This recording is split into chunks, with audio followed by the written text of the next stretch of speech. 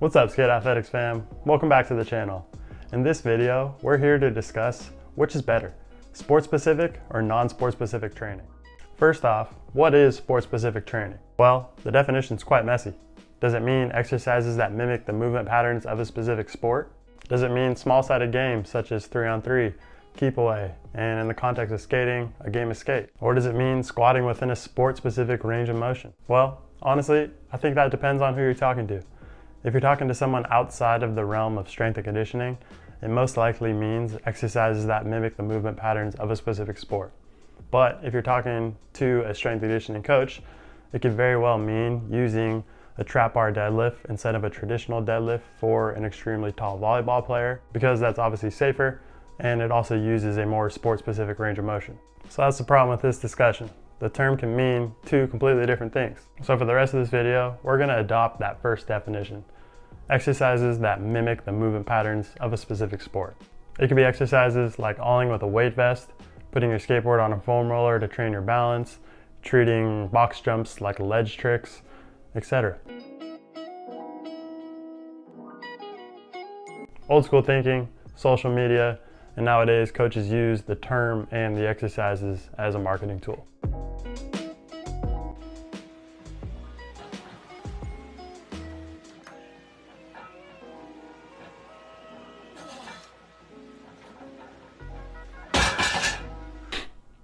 Wow, well, that's pretty impressive. Shout out this guy. But that is definitely not something I'm gonna recommend you try at home. And obviously don't do that to get better at skateboarding.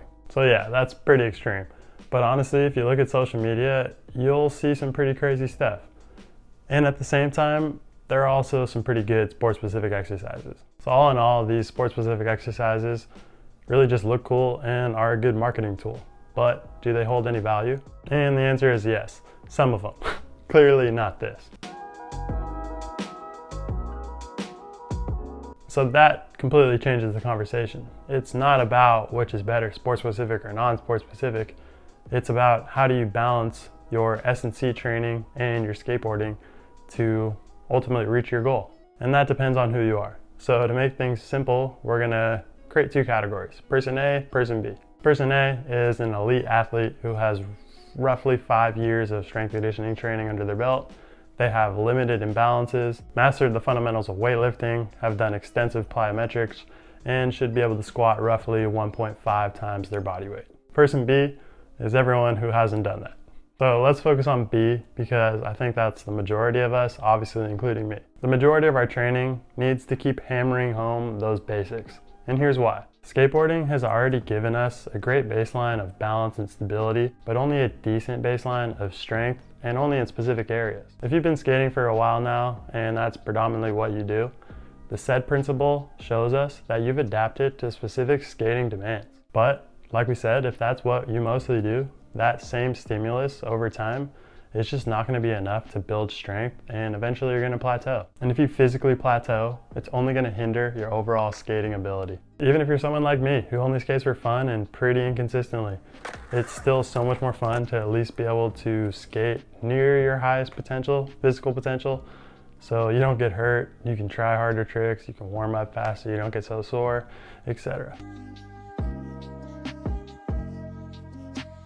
At the ends of your workout, you can use these exercises as accessories to complement your main lifts, or on days you just want to have fun. For example, one day I just had some time, it was sunny, so I went outside, found some like little grass ledges, and did some no slide box jump variations. It gave me some variety to my workouts, it was quite fun, and it was just needed on a day off. So obviously I'm not one to say you cannot do sport-specific exercises.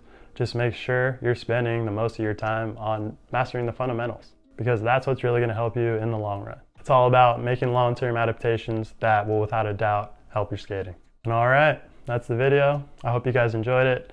If you could please do me a favor, if you liked the video, please go ahead and hit the like button down below and subscribe if you haven't already. Thank you guys so much for watching as always. I'll see you guys later on Skate Athletics.